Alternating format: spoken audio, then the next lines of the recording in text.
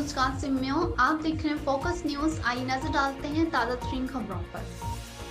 रहीम यार खान थाना सिटी सी डिवीजन का मुलजिम गिरफ्तार न किया जा सका। मुलजिम जाम शहजाद नामी शख्स को थाना सिटी सी डिवीजन के पुलिस गिरफ्तार करने में नाकाम हो गई। मुलजिम जाम शहजाद ने शराब की बोतल हाथ में लेकर सोशल मीडिया पर वायरल कर दी।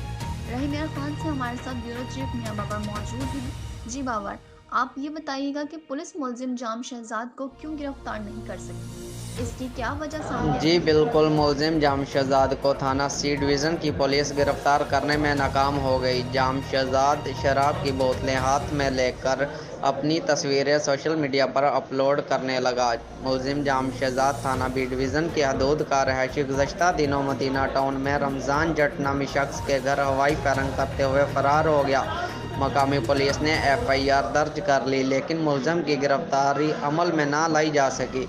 ज़राए के मुताबिक जाम शहजाद वलायती शराब का धंधा भी करता है और लोगों को डरा धमकाकर असले के ज़ोर पर गुंडागर्दी भी करने लगा।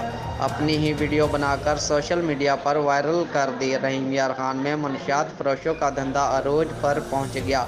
इसी हवाले से social activity Ahmad Sajjad Farhan Bilali सिमत शहरियों का IG पंजाब RPO बहावलपुर और DPO रहीम यार खान से ऐसे करप्ट माफिया लोगों के खिलाफ फौरी कार्रवाई का मुतालबा।